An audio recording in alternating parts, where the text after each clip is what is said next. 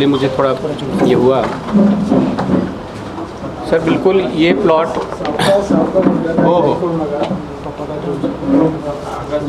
Deep breath कर लीजिए। Start. मैं आप लोगों को बताना चाहता हूँ कि ये 2022 अप्रैल में टेंडर सिडको ने निकाला था। सिडको ने टेंडर न्यूज़पेपर में एडवर्टाइजमेंट दिया, उसको देख के मैंने टेंडर भरा। टेंडर भरने के बाद अप्रैल में उनका ये 16 जून को ऑक्शन का डेट था, फिर भी एक्सटेंशन हो गया, वो वापस दूसरा डेट मिला, फिर तीसरा डेट हुआ। ऐसे मैंने 4 महीना वेट करने के बाद कुछ अगस्त में फिर उन्होंने टेंडर का ये ऑक्शन हुआ। ऑक्शन में बिल्कुल प्रामाणिकतापन जो था उसके हिसाब से मैंने ऑक्शन भरा। ऑनलाइन ऑक्शन था, उसमें क्लोज बिड भी होता था।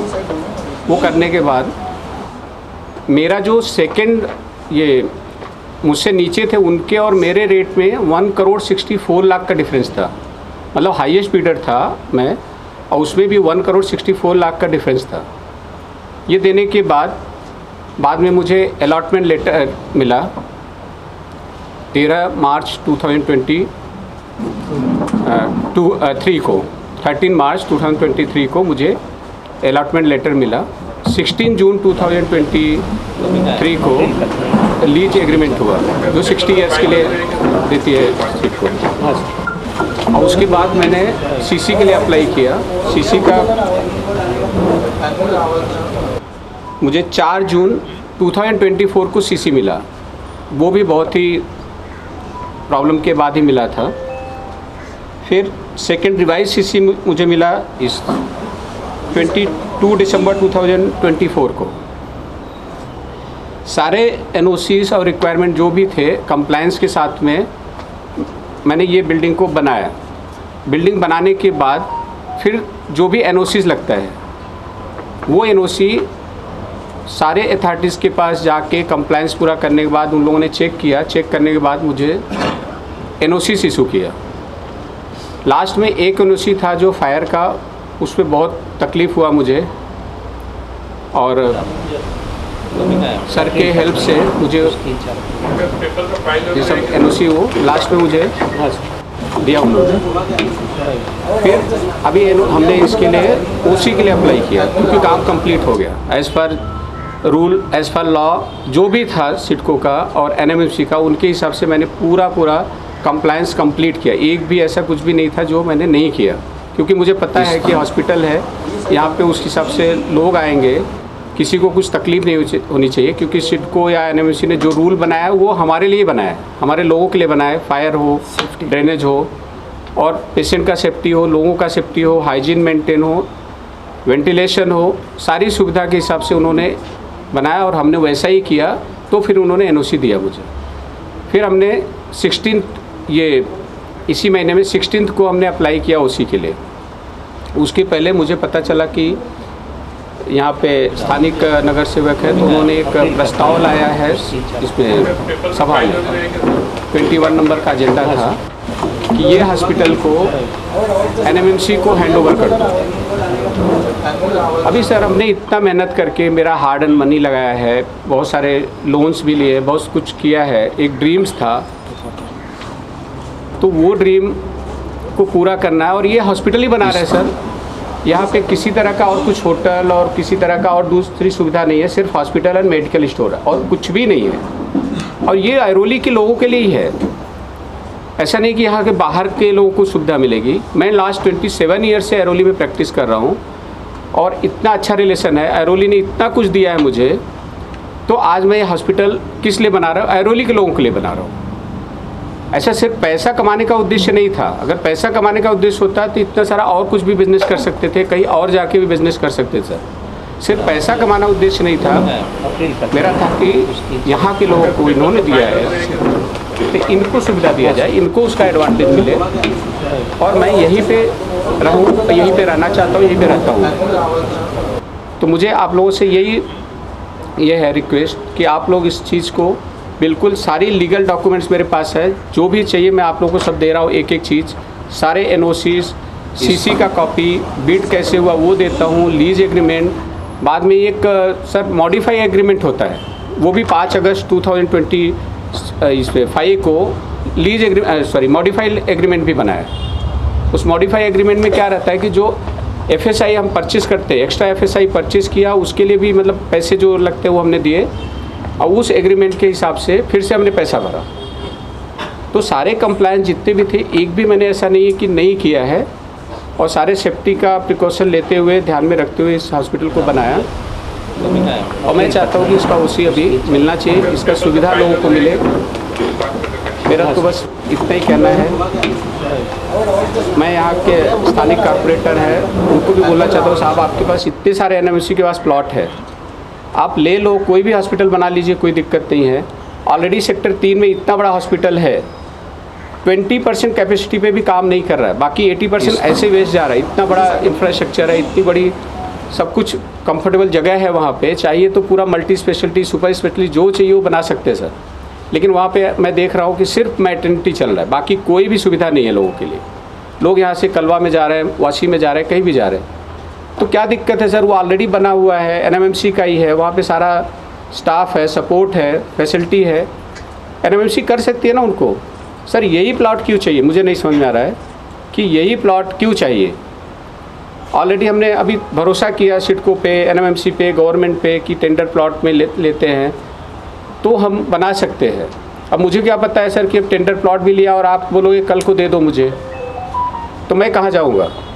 मेरा तो इतना हार्ड एंड मनी लगा हुआ है, इतने सारे लोन्स है, डिले मतलब एक दिन डिले सर हमारे लिए तो बहुत ही मुश्किल की बात है। और क्या हो जाएगा मेरे साथ मुझे भी नहीं मालूम है। अगर ऐसे रहेगा तो मैं क्या होगा मेरे साथ मुझे मालूम नहीं। मुझे तो अभी भरोसा ही नहीं है कि मेरे लाइफ के साथ, मेरे जगह के साथ या और क्या होने वाला है। तो अगर कुछ भी हुआ तो आप लोग भी इसके लिए साक्षी रहेंगे। तो मैं बस इतना ही आप लोगों से रिक्वेस्ट करता हूँ कि इसमें आप लोग मदद करिए, और बिल्कुल लीगल तरीके से मदद करना है सर। हमने सब कुछ लीगल किया है, कुछ भी ऐसा नहीं कि इलीगल या कंप्लायंस 1% मैंने कहीं पे वायलेशन किया है। सारे कंप्लायंस पूरे करने के बाद ही मैं चाहता हूँ कि मुझे OC दो, आप चेक करो। और NOC अगर उन्होंने दिया, सारे डिपार्टमेंट ने सर NOC दिया है, तो NOC इसीलिए दिया है ना कि वो पर्टिकुलर कंप्लायंस मैंने पूरा किया होगा, इसीलिए तो दिया होगा। तो सारे NOCs मेरे पास है, ऐसा कोई भी NOCs नहीं है कि जो नहीं है।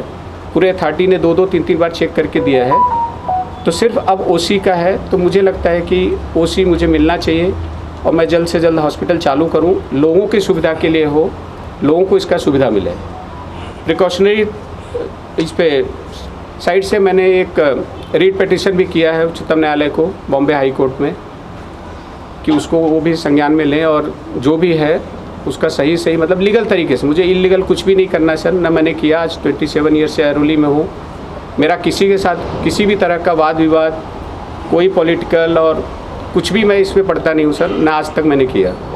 तो मैं नहीं चाहता हूँ कि इसमें अननेसेसरी मुझे हैरेसमेंट किया जाए और डिले हो प्रोजेक्ट मेरा, बस यही चाहता हूँ। जो प्रेशर टैग था तुम्हारे पे पहले से उनका, राइट, वो भी बताओ ना, आप क्यों छुपाते हो?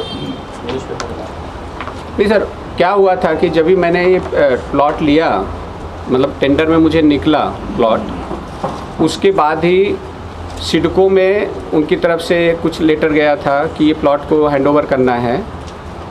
फिर उन्होंने उनको मना किया। बाद में जब ही CC के लिए मैं अप्लाई किया तो वहाँ पे CC मुझे दे ही नहीं रहे थे वो NMMC के लोग, और वो लोग प्रेशर बना रहे थे कि नहीं। वो भी बताओ। हाँ, तो उनका था कि अशोक बाबू पाटिल जो है यहाँ के स्थानिक नगर सेवक, तो उन्होंने उनको वहाँ पे अपना प्रेशर लगाया था कि नहीं देना चाहिए, तो इसलिए वो नहीं दे रहे थे। तो बहुत बार सब कुछ पेपर सबमिट करने के बाद किया, नहीं हुआ। फिर मैंने चौगले साहब को बताया कि सर हमारा नहीं हो रहा है, मैं क्या करूं? तो उन्होंने फिर वहाँ पे बोला उनको कि भाई लीगल तरीके से है, कुछ इलीगल है क्या इसमें कि आप नहीं दे रहे हो, क्या दिक्कत है कि नहीं दे रहे हो? फिर बाद में साहब के कहने की वजह से और फिर मेरा एप्लीकेशन एक्सेप्ट हुआ वहाँ पे, नहीं तो वो लोग कर ही नहीं रहे थे मुझे ऐसे डिले। इसके लिए 6-6 महीने का गैप है हमारे दोनों CC में। तो वो सब दिक्कत करने के बाद फिर वापस यहाँ पे जो MSCB थी, नगर पालिका थी, वहाँ पे भी उन्होंने दिक्कत किया कि कुछ भी NOC देना होता था तो वो लोग नहीं देते थे। फिर मैं बार बार अभी चौगले साहब के साथ पॉलिटिकल नहीं, मेरा फैमिली रिलेशन इतने सालों से, और मुझे लगता है यहाँ पे बैठे हुए मेजॉरिटी लोगों का है कि क्योंकि हमको कुछ भी तकलीफ़ होता है, रात को 12 बजे हो, 2 बजे हो, कभी भी हो, तो साहब डायरेक्ट हम उनको फ़ोन करते, वो फ़ोन उठाते हैं। तो हम तो उनको ही अपना गार्जियन समझते हैं यहाँ पे एरोली में एटलीस्ट। तो वो हर जगह पे, और मेरा ही सिर्फ नहीं, जितने भी डॉक्टर्स हैं और लोग हैं, मेजॉरिटी डॉक्टर्स उनके पास ही जाते हैं हम लोग, क्योंकि हर बार हमको कुछ ना कुछ तकलीफ़ मिलता ही है, तो उनके पास जाते हैं तभी सॉल्व होता है। और ऐसा नहीं कि सुबह आओ, दोपहर को आओ, शाम को आओ, 24/7 चौगले साहब का फ़ोन नंबर भी चालू है हमारे लिए, सबके लिए, और वो फ़ोन भी पिकअप करते हैं, और जो सोल्यूशन होता है लीगल, हम अगर लीगल हैं, सही है, तो हमारा सपोर्ट भी करते हैं। ऐसा नहीं कि कुछ भी आप गलत करेंगे तो सपोर्ट करें, बट लीगल है तो उसके लिए वो हमारा सपोर्ट भी करते हैं।